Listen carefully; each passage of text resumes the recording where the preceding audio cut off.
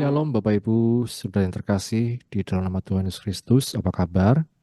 Puji Tuhan, di sore hari ini kita kembali bertemu dalam program belajar bareng Kitab Kejadian. Mari sebelum kita memulai acara ini kita berdoa bersama-sama. Bapa, kami bersyukur untuk kesempatan yang Kau beri kepada kami di sore hari ini untuk kami bersama-sama belajar dari firman-Mu. Bukalah hati kami, pikiran kami, mampukan kami Roh Kudus untuk mengerti, memahami, dan melakukan firman-Mu dalam kehidupan kami.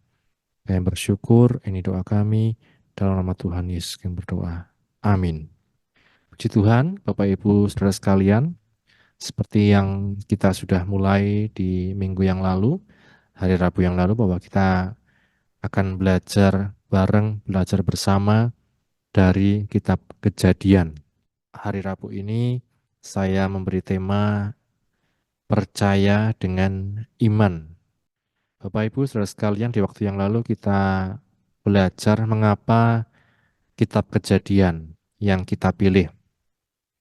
Karena dari Kejadian kita belajar tentang asal-usul dan sejarah, baik secara manusia, secara alam semesta, secara bangsa Israel, dan kitab ini menjadi kitab pembuka dalam Alkitab. Kitab ini juga mendasari pemahaman kita tentang berbagai nubuatan yang terjadi dalam Perjanjian Baru. Dan secara umum, tiap kisah mengandung nilai-nilai positif yang dapat kita pelajari dan terapkan saat kita menjalani hidup sehari-hari.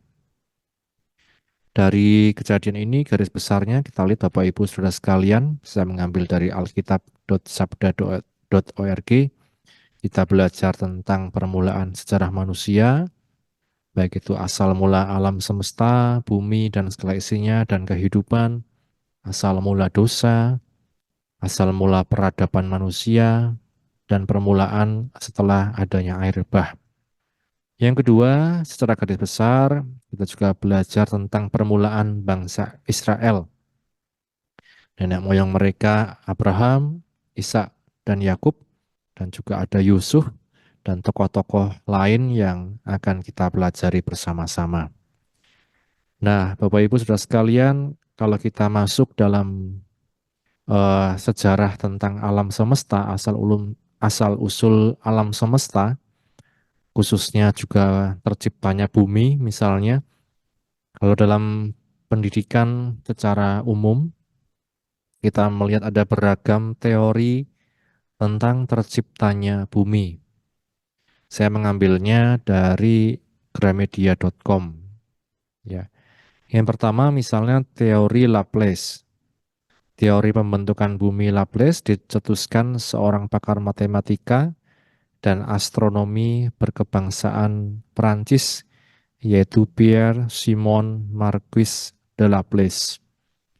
Teori ini muncul pada tahun 1796 di Prancis.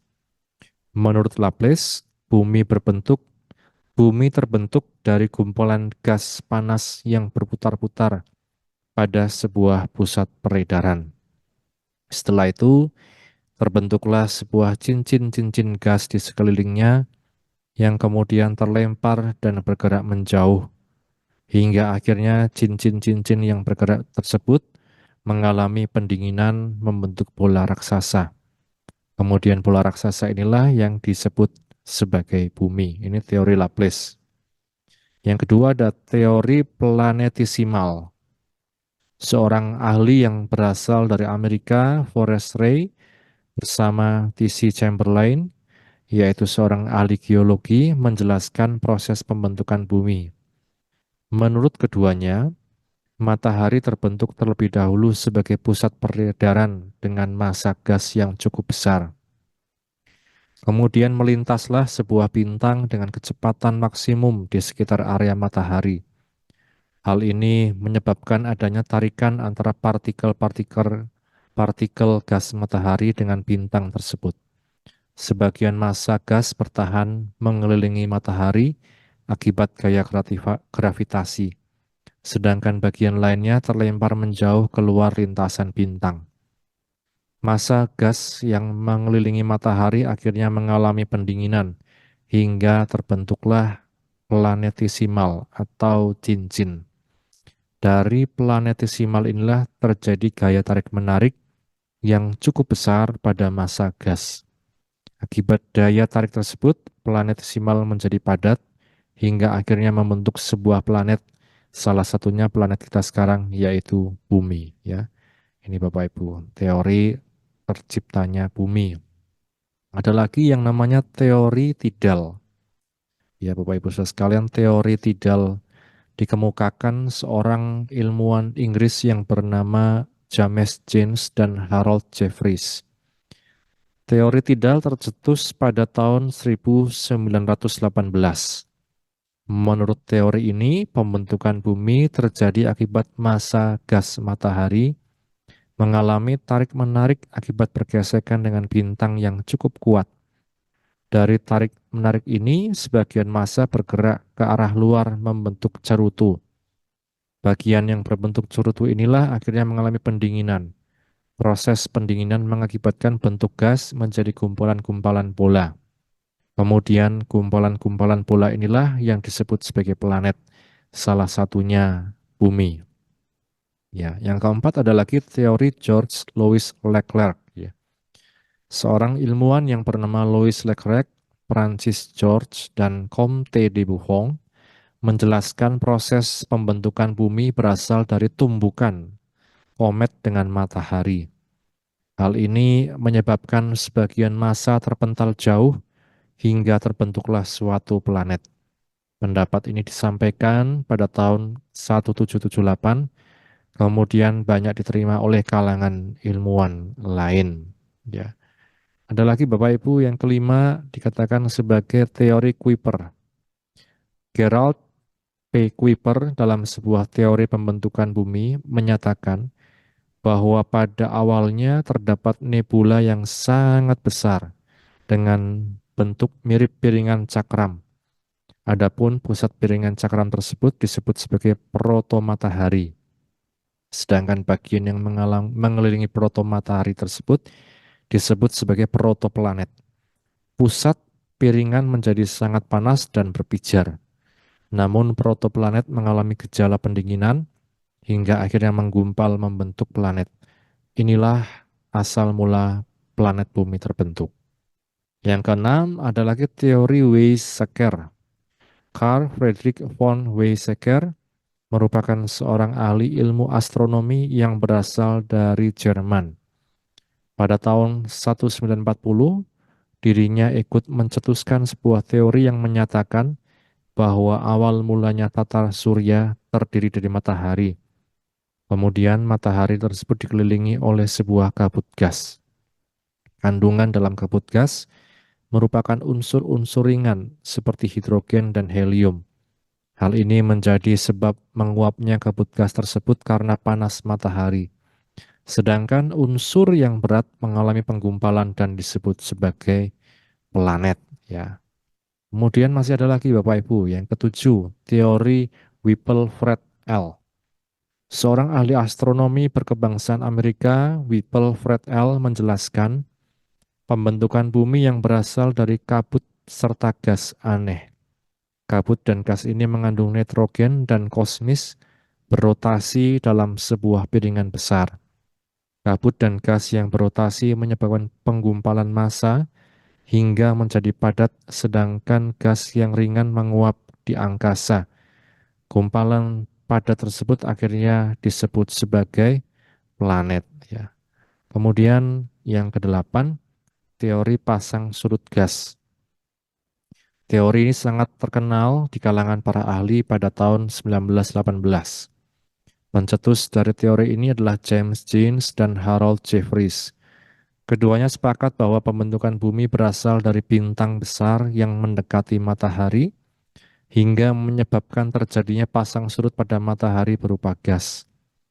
Setelah terjadi pasang surut, matahari akan mengeluarkan gelombang raksasa yang disebabkan gaya tarik bintang. Gelombang yang membentuk lidah pejar tersebut akhirnya mengalami perapatan gas hingga terpecah menjadi planet-planet, salah satunya bumi. Ya. Kemudian yang kesembilan yang sangat terkenal yaitu teori ledakan besar atau Big Bang. Setelah bermunculan banyak teori, Big Bang atau teori ledakan besar menjadi paling populer di kalangan akademisi. Teori Big Bang menyatakan bahwa bumi telah terbentuk selama puluhan miliar tahun. Awalnya terdapat gumpalan kabut yang berputar pada suatu poros. Putaran pada poros tersebut membuat bagian yang ringan terlempar keluar angkasa dan membentuk sebuah piring cakram raksasa. Hingga pada suatu waktu, cakram raksasa yang terdiri dari kabut dan gas meledak. Ledakan tersebut akhirnya membentuk galaksi serta nebula-nebula.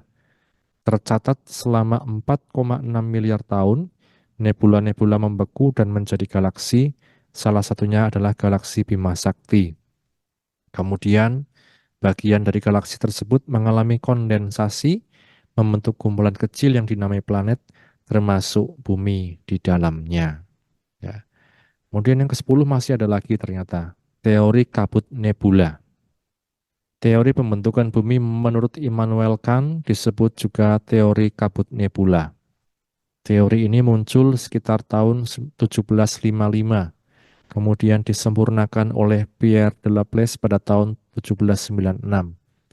Teori kabut nebula menjelaskan bahwa terdapat kumpulan gas bebas di luar angkasa yang disebut kabut nebula. Kemudian terjadi tarik-menarik antar gas yang membentuk kabut semakin besar dan bergerak cepat. Proses perputaran ini menyebabkan materi kabut terlempar dan terpisah, hingga akhirnya materi yang terlempar mengalami pendinginan dan penggumpalan menjadi planet. Ya. Yang ke-11, teori pembentukan bumi yaitu teori bintang kembar. Teori ini dicetuskan seorang ahli astronomi bernama Raymond Arthur Litellon. Menurut Arthur, bintang kembar merupakan bagian terkecil dari sebuah galaksi. Salah satu bintang dalam galaksi meledak sehingga banyak material yang dikandungnya terlempar. Sedangkan bintang yang lain tidak mengalami ledakan karena adanya gaya gravitasi. Oleh sebab itu, sebaran material akibat ledakan bintang satunya mengelilingi bintang yang tidak meledak. Bintang yang tidak meledak dikenal sebagai matahari, lainnya dalam bentuk pecahan akibat ledakan dikenal sebagai planet, salah satunya adalah bumi. Bapak Ibu Saudara sekalian, ini kurang lebih 11 teori, baru 11 yang tercatat ya.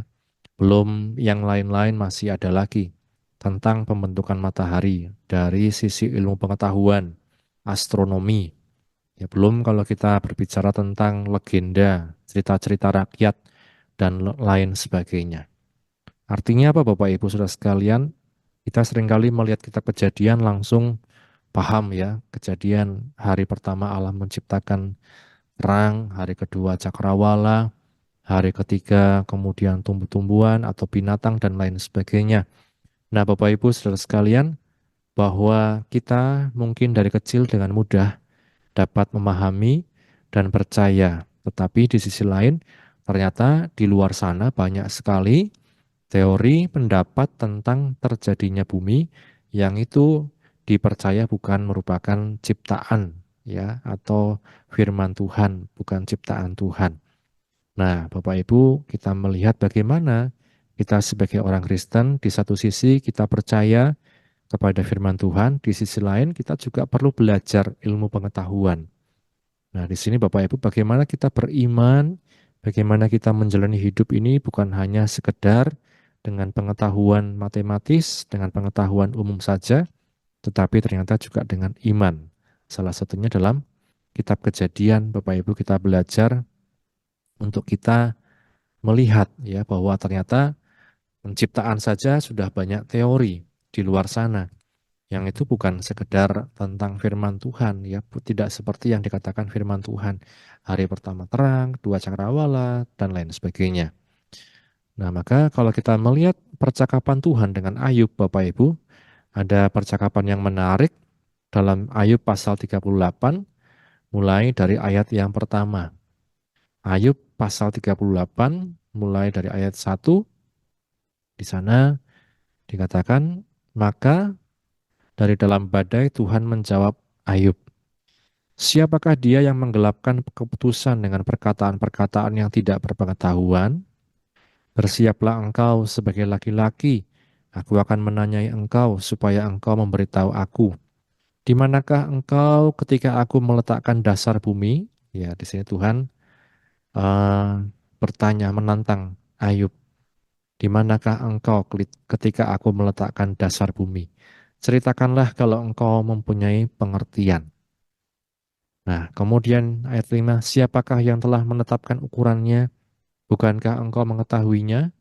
Atau siapakah yang telah merentangkan tali pengukur padanya? Atas apakah sendi-sendinya dilantak? Dan siapakah yang memasang batu penjurunya? Pada waktu bintang-bintang fajar bersorak-sorak bersama-sama dan semua anak Allah bersorak-sorai, siapa telah membendung laut dengan pintu ketika membual keluar dari dalam rahim? Ketika aku membuat awan menjadi pakaiannya dan kekelaman menjadi kain bedungnya, ketika aku menetapkan batasnya dan memasang palang dan pintu, ketika aku berfirman, sampai di sini boleh engkau datang, jangan lewat. Disinilah gelombang-gelombangmu yang congkak akan dihentikan. Pernahkah dalam hidupmu engkau menyuruh datang dini hari atau fajar? Kau tunjukkan tempatnya untuk memegang ujung-ujung bumi sehingga orang-orang fasik dikebaskan daripadanya. Bumi itu berubah seperti tanah liat yang dimeteraikan. Segala sesuatu berwarna seperti kain. Ya, Bapak Ibu, dalam pasal ini bagaimana Tuhan bercakap-cakap dengan Ayub dan kita mengambil satu kesimpulan bahwa Tuhan menyatakan dirinya lah pencipta bumi, pencipta langit dan bumi dan segala isinya. Dia yang merencanakan, dia yang merancangkan ukuran-ukurannya, batasan-batasannya, dan lain sebagainya. Secara iman, maka kita perlu percaya, termasuk dalam kita memahami dan membaca kitab Kejadian, bahwa itulah firman Tuhan. Bahwa bumi terjadi, itu menurut iman kita sebagai orang Kristen, itu adalah ciptaan Tuhan dari firman Tuhan. Nah, Bapak Ibu, maka sebagai anak Tuhan, dalam hidup ini, selain kita perlu ilmu, kita juga perlu iman dalam hidup ini. Ya, perlu iman. Kita melihat tadi ada beragam teori tentang terciptanya langit dan bumi. Itu bisa mungkin memberikan satu insight atau masukan dalam segi keilmuan kita. Kalau Bapak Ibu ada yang tertarik tentang astronomi, anak-anak muda yang tertarik tentang astronomi, itu akan sangat menarik. Kita perlu iman, ya di sisi lain kita perlu iman untuk percaya pada firman Tuhan, termasuk kisah penciptaan. Ya, kalau kita melihat Bapak Ibu, sudah sekalian dalam kekristenan pun banyak sekali perbedaan pendapat. Ya, ada yang menganggap kejadian itu misalnya tidak sepenuhnya firman Tuhan, karangan manusia, bahkan dongeng, legenda, dan lain sebagainya. Tapi bagaimana kita perlu iman untuk percaya pada firman Tuhan termasuk tentang kisah penciptaan. Ya, kita melihat dalam Ibrani 11, ya, Ibrani pasal 11 di ayat 1 mulai, Ibrani pasal 11 ayat 1, iman adalah dasar dari segala sesuatu yang kita harapkan dan bukti dari segala sesuatu yang tidak kita lihat. Sebab oleh imanlah telah diberikan kesaksian kepada nenek moyang kita. Karena iman kita mengerti bahwa alam semesta telah dijadikan oleh firman Allah, sehingga apa yang kita lihat telah terjadi dari apa yang tidak dapat kita lihat. Amin Bapak Ibu Saudara sekalian. Firman Tuhan kalau kita baca pelan-pelan, dengan iman, karena iman kita mengerti bahwa alam semesta ini termasuk bumi telah dijadikan oleh firman Allah, sehingga apa yang kita lihat telah terjadi dari apa yang tidak dapat kita lihat.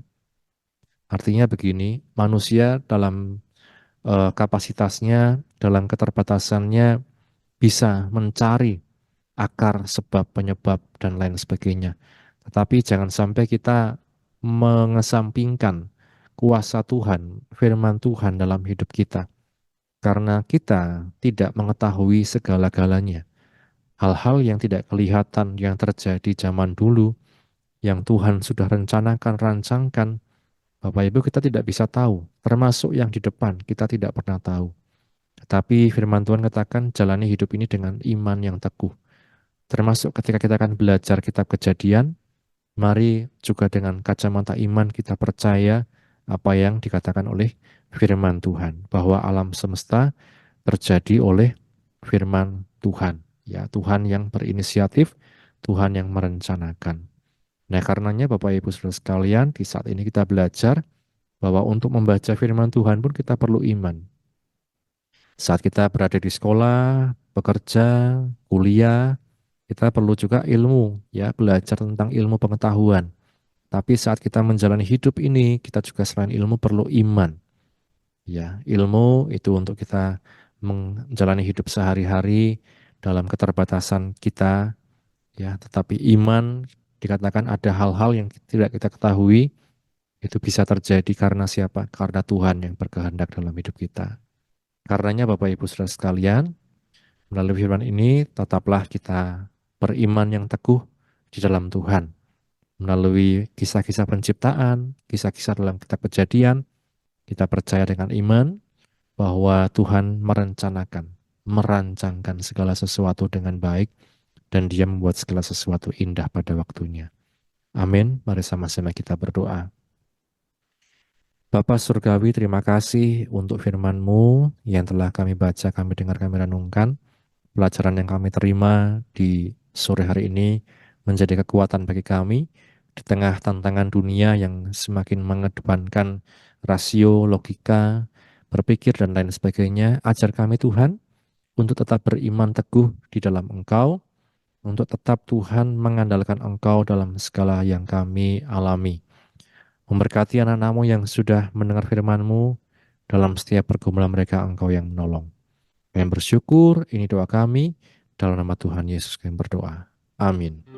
Puji Tuhan, Bapak Ibu Saudara sekalian, Tuhan Yesus memberkati. Amin.